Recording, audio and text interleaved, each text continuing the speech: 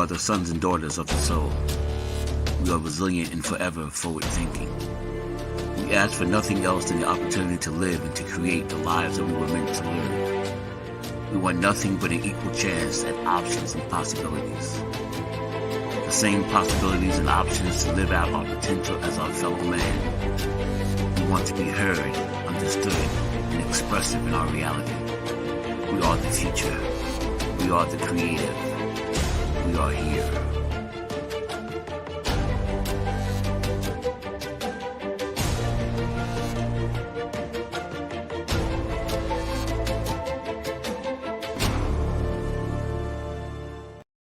World Financial Group offers entrepreneurs from all backgrounds the opportunity to start their own business on a level playing field. Dr. Yana Woodhouse, receiving the WCM Wall Street Pioneer Award by the United Black Wall Street of America, Inc., is one of those entrepreneurs. I see WFG and TFA as a place where African Americans with an entrepreneurial mindset can flourish. And the bonus, we help families and serve the communities across the country. To learn more about us, go to worldfinancialgroup.com.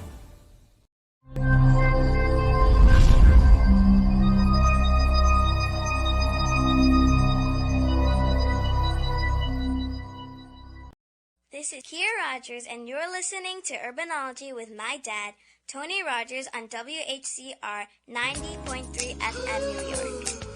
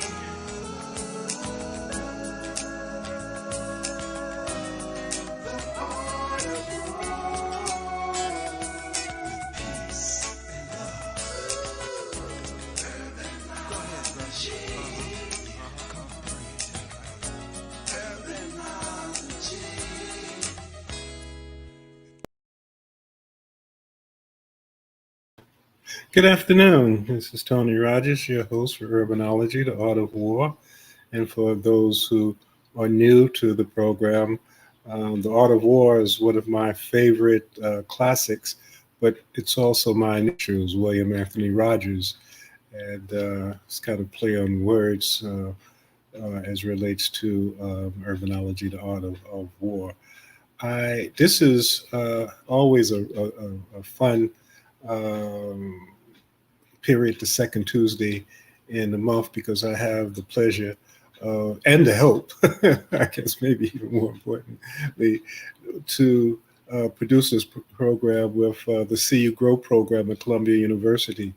There are many different facets of Columbia University that we've gone through, and See You Grow program is one now that we are working with Scharlene Cruz, who is a wonderful, wonderful addition to the Urbanology show on the second Tuesdays, where we talk about business opportunities and some of the things that you can do with Columbia and some of the things that small businesses, information that they might need otherwise. So I'd like to bring on my co-host, Scharlene de la Cruz.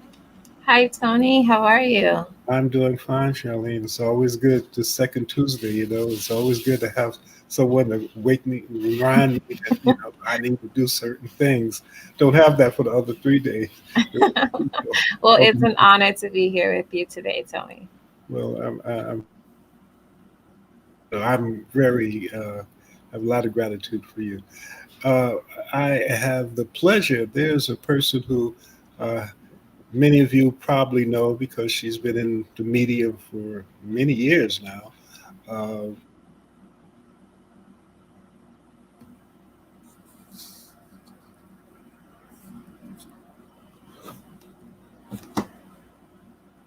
So I believe Tony wants to introduce Ambassador Suzan Johnson-Cook. Hello, how are you? So good to be here. And good to see you, Scharlene. I think Tony's frozen for just a little minute. That's a little minute, but we got it. Okay. There we go. Okay. What can I tell you? And I'm sitting right on top of my but It's technology. technology is technology. Suzan Johnson Cook, as I had mentioned before, I knew her when, when. Don't even want to go into dates for either. Right, really win with a small W. But before she was famous, which is the important thing, and she has not changed, and she's done being an ambassador in both the Obama and the Clinton administration, working with religious groups because she was in the clergy. I know before she was in the clergy. Now she all over the world. Her portfolio was all over the world. One of the things that we're talking about, Suzan or Ambassador Johnson, was the first female chaplain for the New York City Police Department. Yes. And she had that role during 9/11. And there was obviously a lot of ministering to be done at that particular time. And there's a documentary that's out about some of the many things that Ambassador Johnson has done. And we wanted to have her on just to give us a little information about. But before that, just give, because it would take 3 shows to talk about all of your accomplishments. And when I'm in the public, I have to, I've always known her as Sue J, so I have to. It's okay. I'm still your CJ. I'm still your CJ.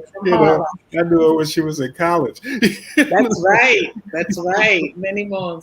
But tell us a little bit about yourself and about the film and how that came about. Thanks so much, Tony. It's so good to see you, and Scharlene. So nice to meet you. This is the 20th anniversary of 9/11 event.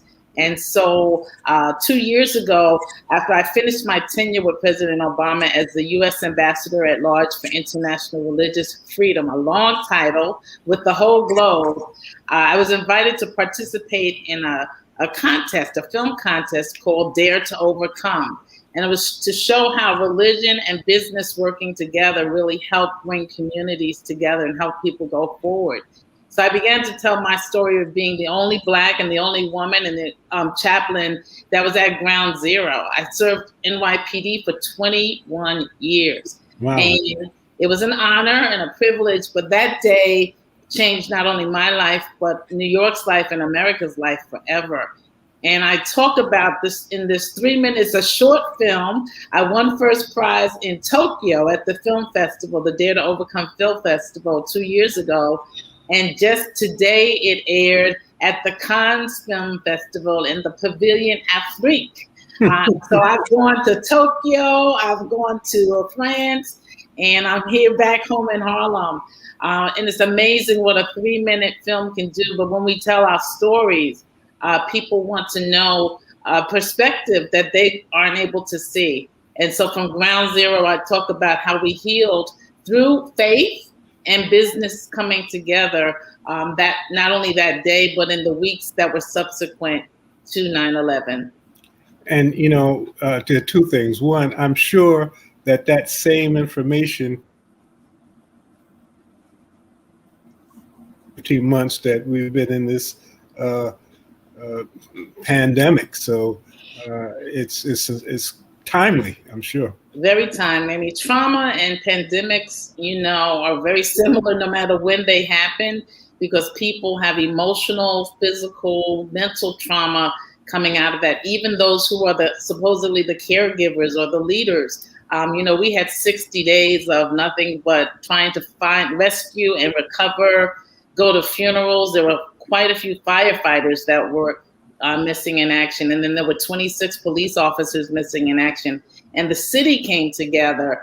And so we were going to funerals. We were at ground zero. We were over at the dock on Pier 12 on 40th Street, trying to find maybe some remains of those who were found. And it was really just a really tough time. So I'm really into care for the caregiver, has become a major part of my ministry and my life's work, finding that work-life balance, finding that time for self-care and what I call soul care, which you write about quite a bit. And one of the things that I want to ask before I forget, how is the film being distributed, and how could people see it? Is it available or will be available? It will be available. I'm going to have it certainly on my YouTube channel, which is youtube.com/Ambassador Sujay. And I spell Sujay, Sujay, as is printed here. But it also will stay up on the Cannes Film Festival in the Pavilion Afrique for a couple of weeks. So people who want to see it as it was debuting today can go there. But within the next week, it will be on my YouTube channel as well. It's called A Different Way. And Suzan Johnson Cook, Suzan with a Z, so you'll remember me. And I'd love to have you share your comments and your thoughts about it. One of the things that's going to happen in the next couple of weeks is I'm going to meet with the 911 operators, who are mainly brown and black women who were on the phone trying to save lives, but they were the last voice that people heard before they either perished or died by incineration or jumping. And so we're going to meet with them because they were really traumatized on that day. And they're kind of the unsung heroes. They were frontline workers who never got recognized. So I'm going to be meeting with them very soon. Most of them are still alive, and I'm looking forward to that. What have you, I mean, I know you always stay busy, but during the pandemic, what was some of the things that took up a lot of your focus? Well, I'm a professional speaker, so I own a company called Charisma Speakers, and I was representing 21 different speakers all around the world. So I had to go virtual very fast because March 12th, it was announced like the world has stopped. Yes. And by March 13th, all of my contracts were canceled because nobody knew how to navigate it. So I had to learn how to go virtual. And so I do online courses now and coaching for people who want to go become professional speakers. I work with corporate America on the DEI, diversity, equity, and inclusion training, especially the federal government and corporations. And we do college commencements and baccalaureate services. So that company is alive and kicking, and we're getting ready to launch an online course called Speak and Grow Rich. And my other hat was I formed the Global Black Women's Chamber of Commerce so that people like Scharlene and those who are working with her can come. It's a collective of Black women business owners. It's the only chamber in the world that focuses solely on Black women business owners. So it's called the Global Black Women's Chamber of Commerce. And so we built that in the midst of COVID. And now we're walking together, working together, winning contracts together. And so I encourage people to look me up at globalblackwomencc.org. Well, again, definitely share that contact with a lot of our colleagues here at the TUGO program. So we have, our community is about 63 firms that we've graduated, and we're working right now with 21 firms for the year of 2021. Wow. That would be such an amazing resource to share along, because that's what really helps them in terms of their businesses, is connecting with other people, working with others. Right. Harvesting resources to yourself, because no one's going to grow like that. So exactly. I'm eager to get on my emails and start shooting. I'm loving it. It's the collection, it's the connection, and it's the collective when we work together, that we share resources and opportunities and the networking, because no one of us, even though Black women-owned businesses are the fastest growing, but no one of us can do it alone. So we find that we do the collaborative move, and we can, get some businesses going and growing and connecting with one another and doing business overseas. The number of Black women overseas that are owning mining companies and, just things that we don't even think about in South Africa. So we're trying to make those connections as well, because it is a commerce department. So we want people to have currency and to make profit. Even if we run a nonprofit, it's time for us to make sure that there's a cash flow and some beyond the cash flow to operate. Wonderful. Well, again, Sujay, you have been an inspiration to a lot of people what are you looking, hopefully, but then I guess it's up in the air as to who you listen to, but hopefully we'll be coming out of this lockdown and maybe normal. What are you looking to do in the next coming months? And do you have any plans for 2022? Oh yeah, 2022 and beyond. So I'm always a visionary. Well, two things. One is I do an annual high upscale retreat for community servant leaders, people who are leading, who are busy women professionals. It's faith-based, and we go to Florida. We call it Selah by the Sea. And we go from June 20th to the 23rd. It's a combination of faith, fun, fitness, and just kind of let your hair down and turn off all technology and connect with a sister. So we do that, and it's a 5-star resort. It's a 5-star retreat. And so that's happening in June. And then I've been bit by this film and television bug. I went to school 40 years ago at Emerson College when you met me for film, television, speaking. I was a communications and theater and film major, and really didn't do a lot of it because I was doing my ministry. But now I've been bit by this film bug. So the Tonys are next for me, or the Oscars. That's where we go. And we're going to make a film and keep on moving. And maybe we can do something together, Tony and Charlene, for Harlem. And plus, you have Soul City now. Soul City is going to be a major entity in distribution of programs. One of the things that I've learned a lot with Matt. So his focus was basically developing a distribution. So thank you. So thank you. Now he. Matt is such a wonderful support channels all over the world. He can goodness broadcast in Africa and Asia, in Europe, on demand. So you saw when all of the different networks that is connected. Well, that's going to be awesome. That is to have a studio right in Harlem so that people can learn. So maybe there may be some things we could do together. I'd love that. I'd love that. You're my big brother anyway. I just watched Summer of Soul, and I went with a group of folk from Harlem, and I could remember I was one of the little kids, and Jacques de Graff and you and my brother were in Black Africa. And the day that Neil Armstrong walked on the moon, we were down at Central Park with Sly and the Family Stone, who had just performed at the Harlem Cultural Festival. Right. So y'all had to take me along. And so you got to take me along now too. Yeah.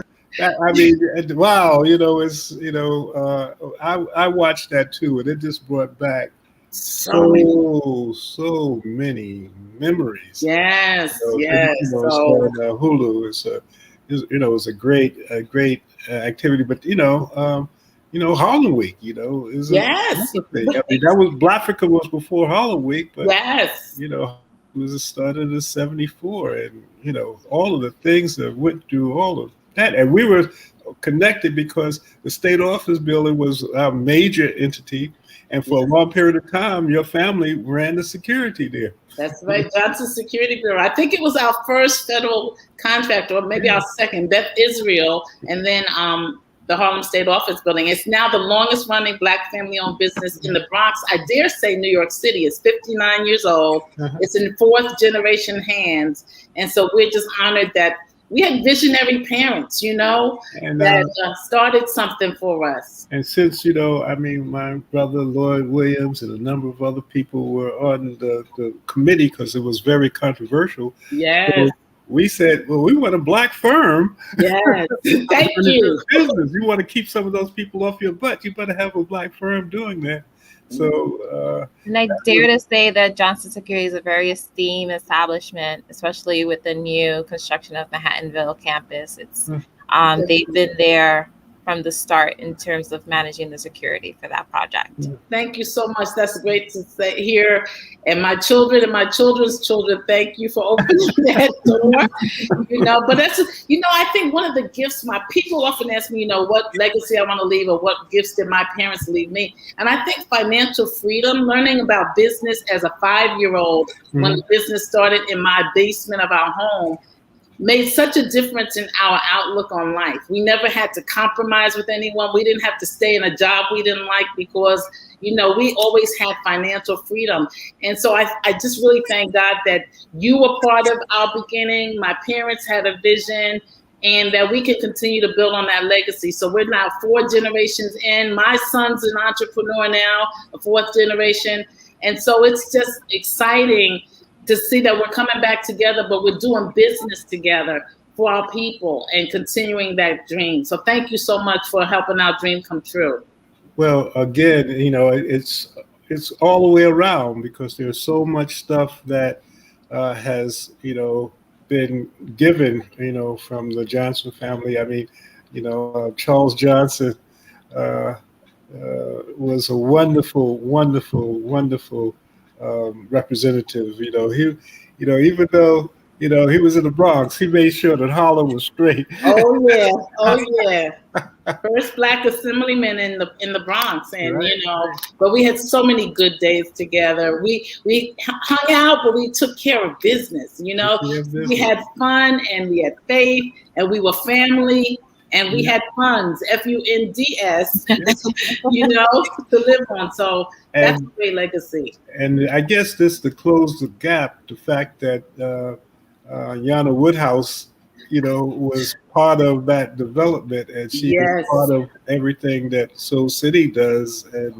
And as far as I'm concerned, she is, a diamond in the rough. Now, actually, the rough is over now. Now it's just a shiny diamond. Yes. Wow. Small world.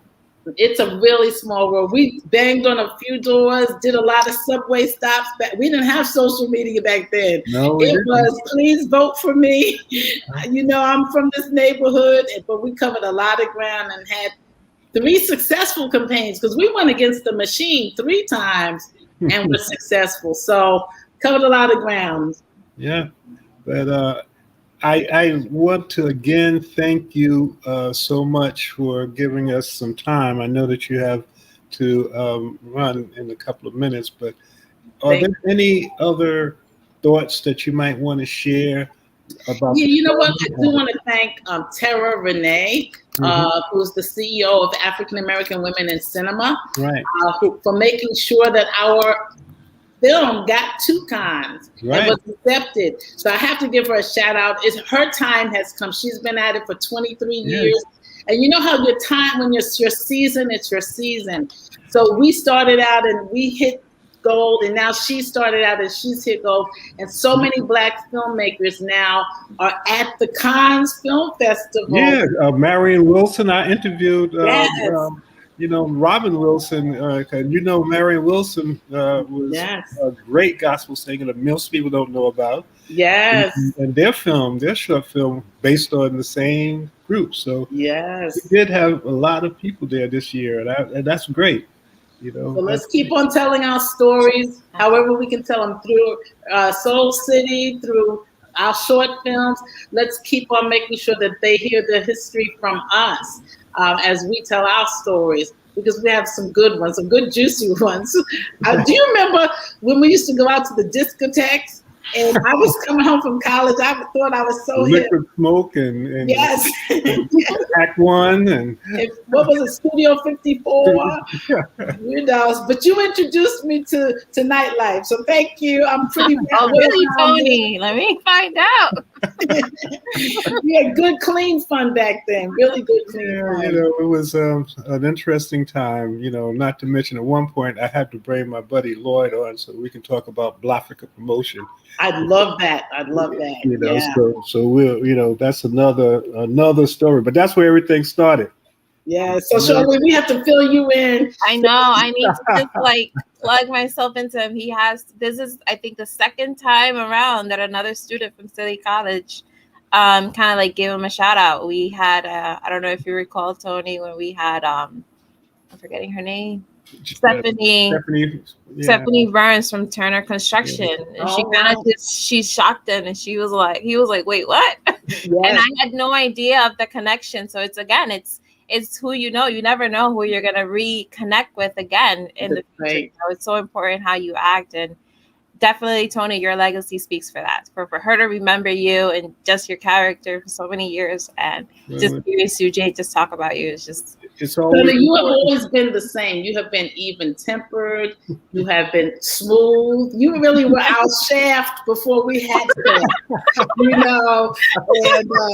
so I'm going to always be part of your fan club or the president of it. But thank you for. Well, it's a mutual thing, and thank you for your time. Thank you. Susan. Please contact us if there's anything. You'll be in contact anyway. Because, maybe we can help with the distribution. Maybe we can help with some of the other things that you're doing. And since you're traveling globally, I have to talk to you about the Harlem Tourism Board, because we're beginning to expand, because it's an internet, Harlem was the number 1 to number 3 attracted tourism. Yes, in the world. In the world. Yeah. So, now that things open up again, there's some other stuff that maybe, you could be the ambassador to Harlem. Sounds like a plan to me. I'm ready to come home again. I have to say one other thing. I was also an advisor on the film Soul that just won from Pixar Studios. Right, so right. This is kind of my film season. So look for me on the stage, baby, when I hold my award up. That was amazing. Yeah. Congratulations. That was a beautiful film. Yeah, that's a wonderful film. So again, thank you. Thank you for having me. And we'll probably, there's so much stuff that we haven't talked about. Maybe we'll do another one time just to go through some of the stuff that we missed out this time. Okay, I love it. And give us the name of the film one more time. The film is A Different Way, and it'll be up on YouTube. But right now it's in the Pavilion Afrique at the Cannes Film Festival. A Different Way with Susan Johnson Cook, with Lauren Merkley, who was my co-producer. Susan with a Z, so you'll remember me. Okay, that's a nice rhyme there. Go ahead, girl. Take care. All right, have a great day. Thank you for having me. Sorry, that was an amazing segment. Such an amazing woman. Yeah, she's done a lot of things. She didn't even talk about. She was also a candidate for, I think it was Assembly some time ago. But no, so Congress. She was running for Congress. But anyway, we have another guest. Yes, we do. Please introduce our new guest, who's a coach of the See You Grow program. And plus, we can talk a little bit about the See You Grow program. Some people may not be familiar with it, but it's on you. You can work it any way that you want. I'll follow your lead. All right. Well, I have the esteemed pleasure to introduce you all to Patricia Warner from Covenant 7. She is also a See You Grow expert coach. I've had the honor to work with Patricia now for 2.5 years. We're kind of like working ourselves into the third year. And she's been with the program before I've even arrived. She's been here for 5 years. So she's a veteran coach. She's seen it from the beginning to where it is now. So Patricia, welcome. I'm so happy that you're here to speak with Tony and I. We want to learn a little bit more about you, or what you do, and how your experience with the See You Grow program has been. Oh, you're mute. You're mute, Patricia. Oh, now I'm unmuted. Yeah. Okay. Well, thank you so much for inviting me. I really appreciate the opportunity to meet you guys. Well, I've known Scharlene, so not meeting Scharlene, but meeting Tony. So it's a pleasure. Well, a little bit about me. I've been in business for 15 years. My company is Covenant 7 Incorporated.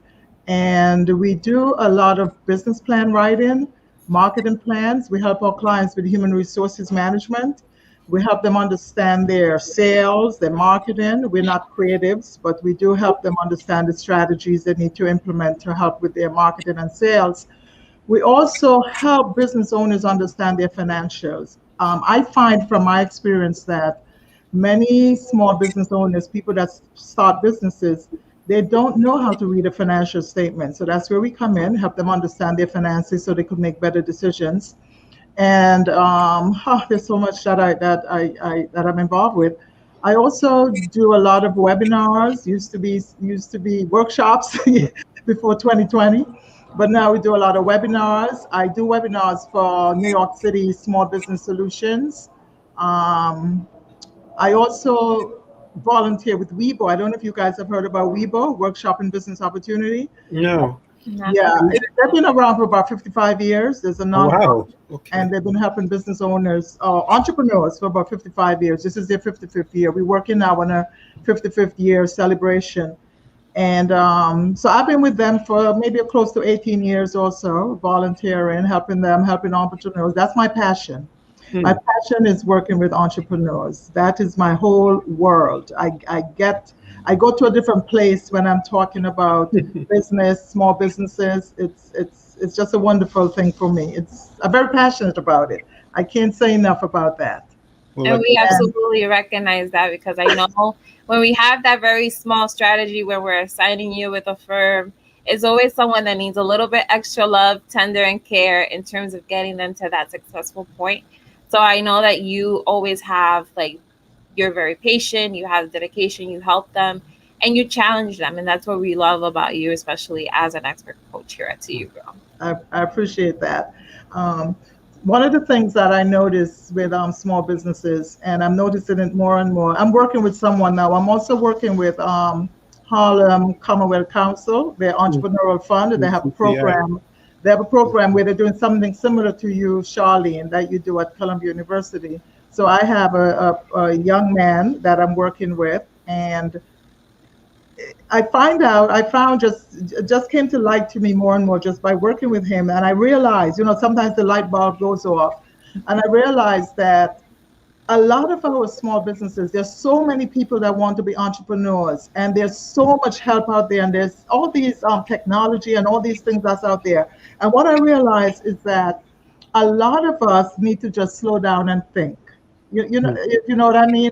I mean, people are just like rushing around trying to get things done, making decisions that maybe they should have waited a little while before they made them. And then they end up realizing, oh my gosh, I made a mistake. I shouldn't have done that. So I'm realizing more and more now that all these information and everything was so clogged up with all this stuff all around us that maybe we just need to slow down a little bit and think and keep it simple, right? You guys remember KISS? I found out about KISS as a college student at Baruch many, many moons ago. That was the first time I heard about KISS from one of my marketing professors. But I think we should really keep it simple. It really, because we will not make the mistakes that we're making. And that is why, Scharlene, that's why the program is there, right?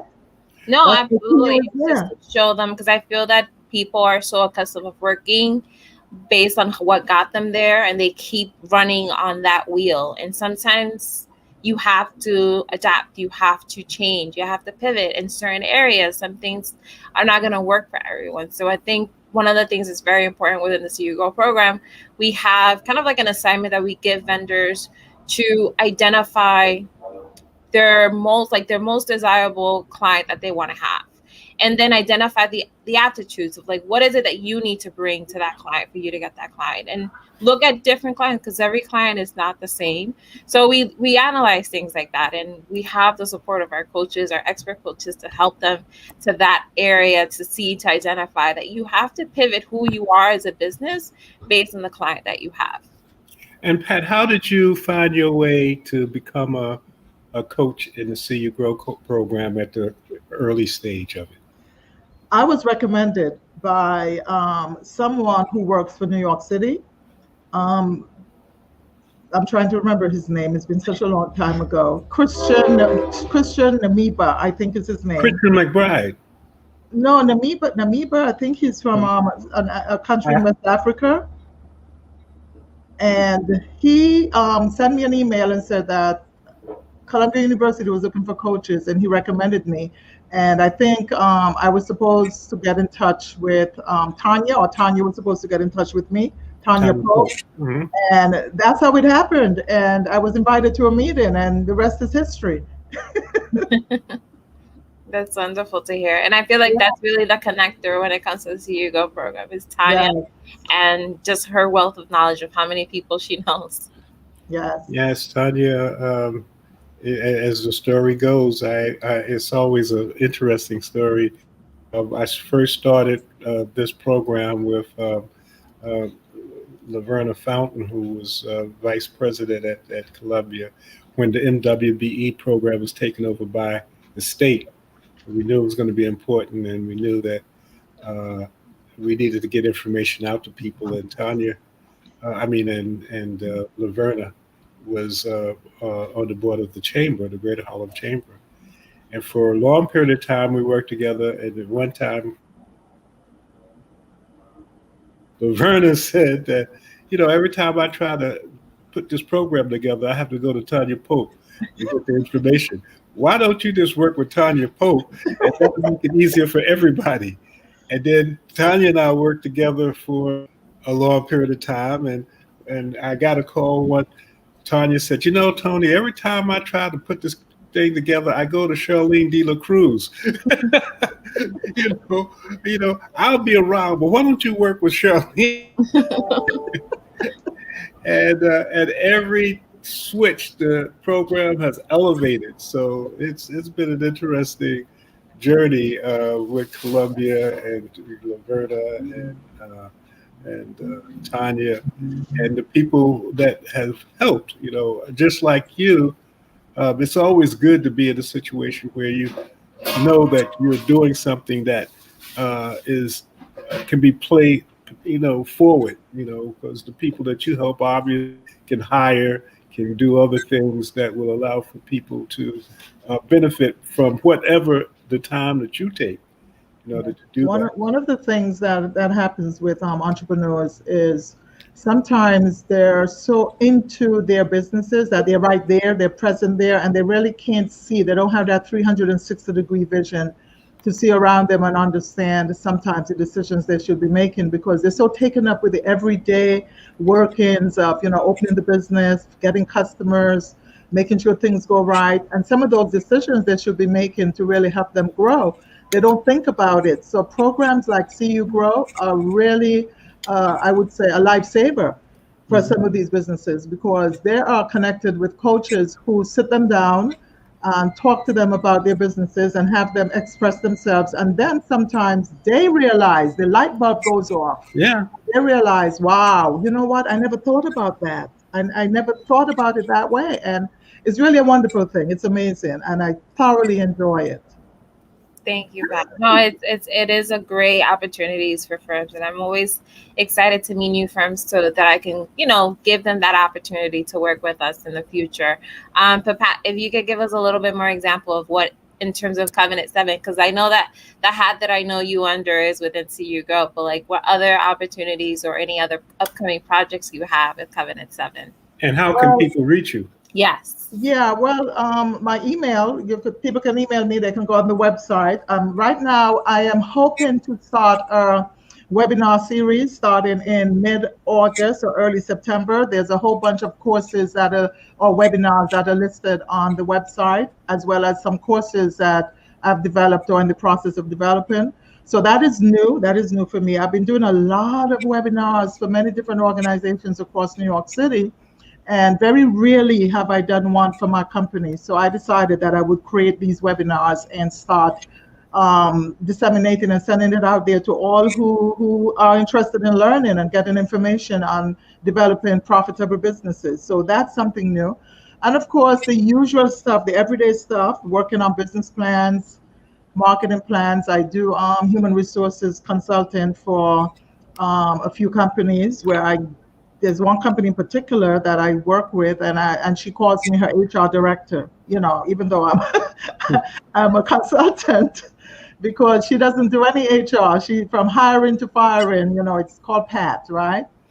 So these are the things that I do. This is every day. And I mean, just before I got on with you, I was on the line with a client in Philadelphia who's about to start a home care program where she wants to go out there and hire people to take care of people. Older people who are getting older and want to stay in their homes for medical care and things like that. So I just got off the phone with her. So it's really exciting. Every day is exciting for me. Once I could speak to someone, help someone, give someone information, take them somewhere where they were not before, and have them give them more understanding with respect to developing their businesses. That's what I do.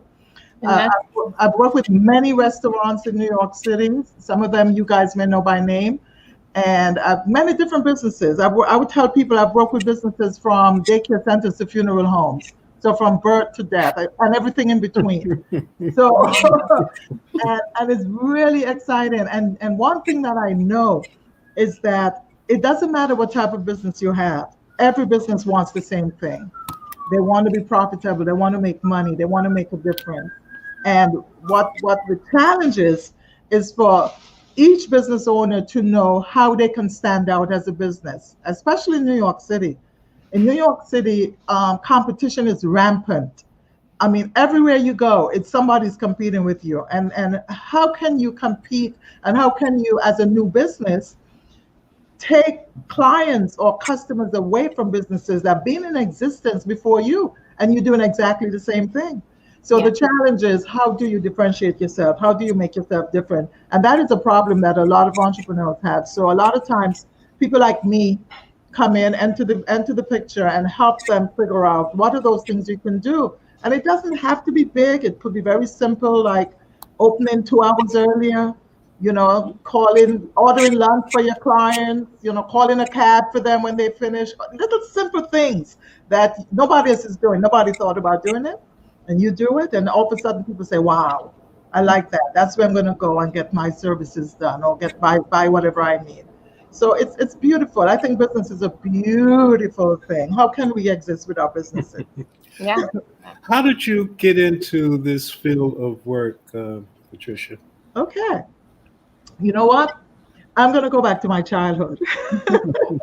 I was a little girl. I was born in the Caribbean. And I'm sorry? Where? I was born on the island of St. Kitts. St. Kitts. Okay. Yes.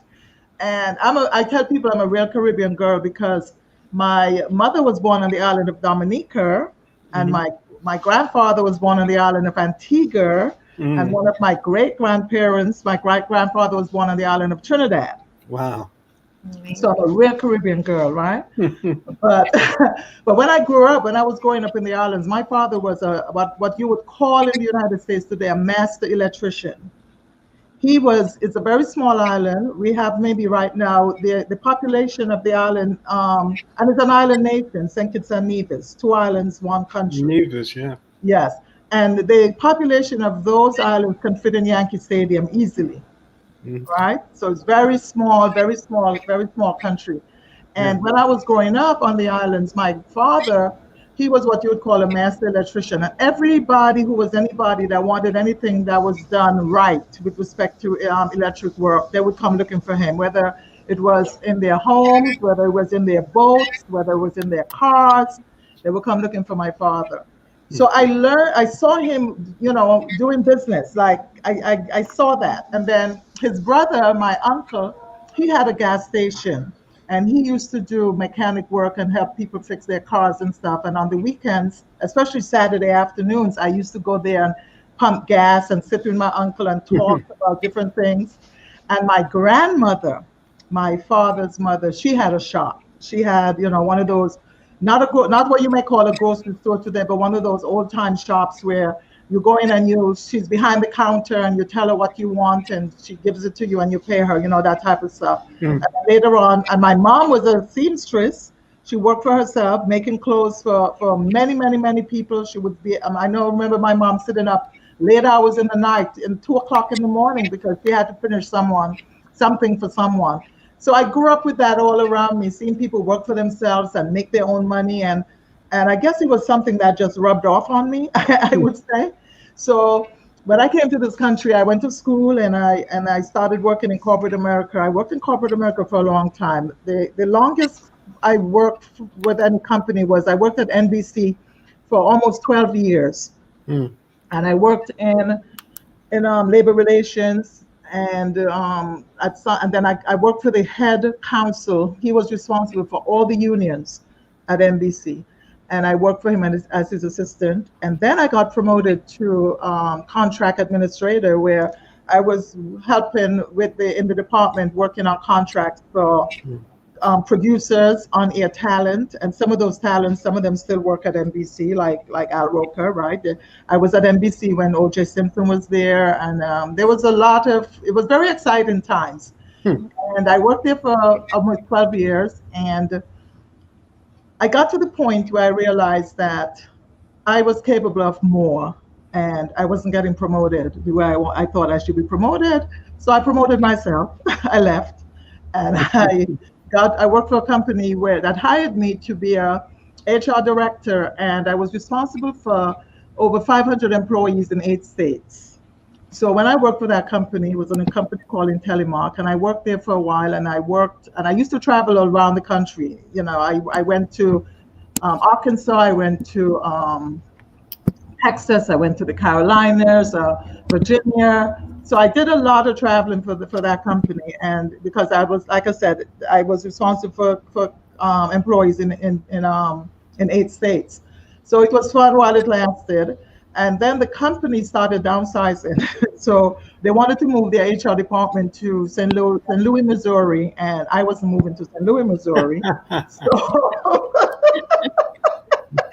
So I was off. I was off of work for like 7 months. And then I got a job for a company called Aegis Emily, a small French company. And I was responsible for their HR. It was a smaller company, and I was also responsible for the office. So I had the dual role. And I worked there, and I remember sitting in my office. It was on 6th Avenue, and I forgot what floor. I think it was the 12th or the 14th floor, something like that, because I know it wasn't 13. 13 is an unlucky number for a lot of these buildings. So I remember sitting in my office, looking out on 6th Avenue and saying to myself, what are you doing here? It felt like I was confined, and it was so much freedom outside of that confinement. And I always had this thing about me that I have to work for myself. I'm going to work for myself. And I had a business one time years ago. This is funny. I started a business called Dependable Domestics. And I was in my house working, and I put ads up in many papers, and I had so many people calling me. They wanted to work as domestics. And I had people calling me looking for work, people calling me trying to find people to work for them. And at the time, I was a temp. I worked as a temp for 5 years before I went to NBC. But nobody knew I was a temp because I worked every single day. And if I had to go on vacation, the temp company would replace me, and then when I came back, I'll get my job back. So I had it like that. It was great. So I remember at the time when I started this business, I was working at Beth Israel Medical Center, and I used to bring people in there to the conference room to interview them. So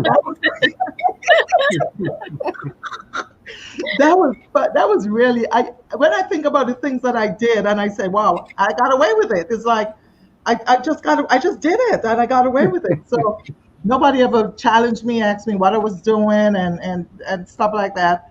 But I believe I know why. And to my credit, if I could give myself some credit, which you should, wherever I worked, I always said, people may not like me. People may look at me and say, I don't like that woman. I just can't stand her. But the one thing I never allowed them to do was complain about the work that I did. You will not complain about my work. I'm going to do my work, and I'm going to do it well. So if I leave you, you're going to want me back. So that is how I work. Everywhere I go, that is how I work.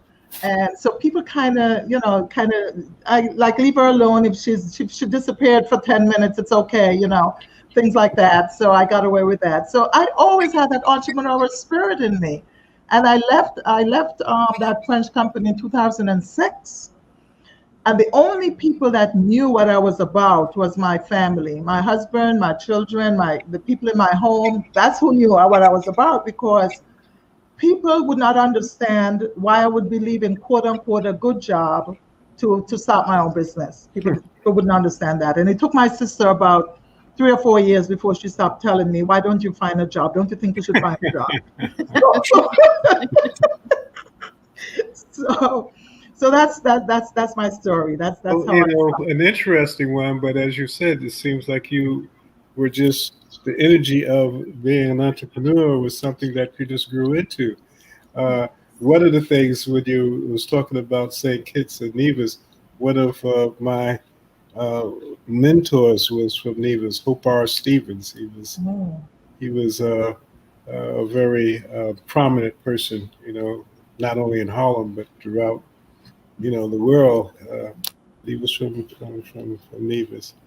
But when you started working with See You Grow, what were some of the things that allow for you to feel that you wanted to stay there? I guess I answered that question just based on your love for help for people, but did you find that the program was something that you truly could put your hands around, or your Yeah, well, I would say there are several reasons, and I guess one reason is would be something common to a lot of us. You know, the excitement of meeting new people, of seeing every year you have a new group of people, you meet new people, you find things out about them. We sit in a room together and you hear about all these different types of businesses, and you see all these different people, and you have an opportunity to chit chat with some of them. So that's an exciting part of it. The other part of it is meeting a company that is dependent on you. You know what I mean? It's like they look to you and they say, I need help and you have to help me. So it's like almost like a challenge, and it's a challenge that you have to meet, that I have to meet, that I have to make sure that I excel at, that I do the best that I possibly can to help these people. The worst thing is at the end of the program, they sit down in that meeting that Scharlene has every year, and they have to make a presentation based on what they learned and what happened to them. And they say, oh my gosh, I don't know what to do. I have no idea. She didn't help me. And that's the worst case scenario. So it's no Never way. happens. Which never happens in her case at all. But yeah.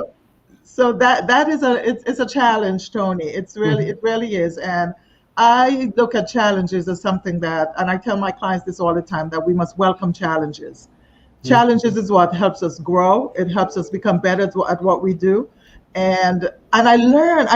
That's another thing. I learn a lot from these clients. I learn a lot from these firms. You sit down and you speak with them. And for example, the first firm I had was a plumbing company, and he dropped out. That was the first year, Charlene, before you were there. He dropped out. So of course I didn't continue with them that year. The second year I also got a plumbing company. So when you sit down with a plumbing company, and the third year I got a plumbing company, the year after that I got a small construction company, and this year I'm working with a construction company. And when you sit down and you speak to these business owners, and they talk to you about what their issues are, what their problems are. I can't get my clients to pay me. I have a problem with my inventory. People are not calling me. My marketing is off. And you hear all these stories from people. You'll be surprised to know how much you learn. How much you learn about plumbing and how electrical businesses work, and how construction companies work, and how it's important for them to have their OSHA 30, and all of these things that when you work with all these different types of businesses, that is why I don't specialize. I don't specialize with businesses. I don't specialize in to say I only do certain things, and that is why I stick with small businesses. Because when you start working for huge companies, you really have to specialize. And I don't want to specialize. I want to do everything I can for a small business. If someone comes to me and says, I want to start a business. What do I do? How do I get it? How do I work it? I have to be able to talk them through everything. I have to be able to show them everything, show them how to start, show them how to go about making sure their business plan is done, think about their customers, think about their marketing, think about their sales, think about their finances, think about their cash, how much cash they should accumulate, think about how they're going to be hiring people, think about how they break even, when they're going to break even, to make sure they have enough money to sustain them before they start making money. It's a beautiful thing for me, Tony. No, and it's a wonderful process, and we can hear your passion through it. I feel like even And what I would like to learn do, more about you. and you know, it makes me want to, you know, I say, wow, somebody I would like to have a coach with. So we have about 2 more minutes. Before that, though, Oh my gosh, please where let did the people. time go? Time flies when you're having fun. Yes. Please, again, tell people how they can reach you. Okay.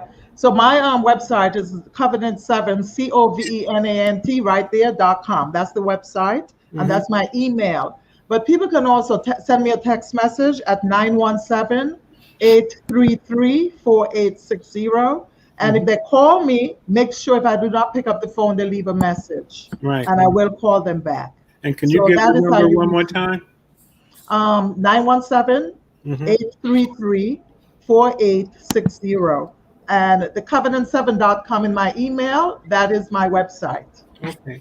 Well, again, you know, Scharlene, there's so many wonderful coaches that you have for the See You Grow program.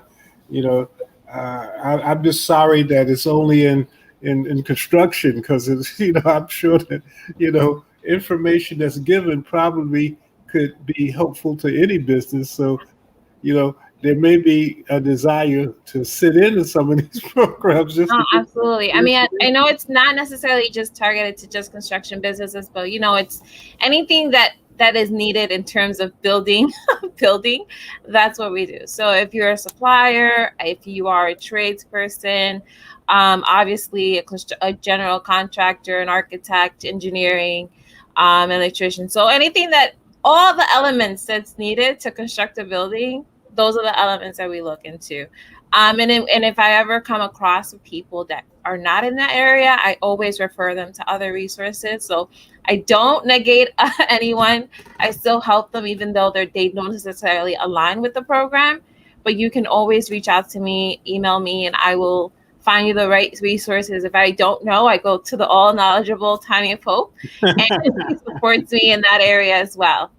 Well, you can't. And thank you very much for inviting me. I had a wonderful time. That you were And able I thank you for your enthusiasm. I mean, you know, I just like the way your energy goes. So it's really a wonderful thing. You can tell that you really like what you do, which is always important.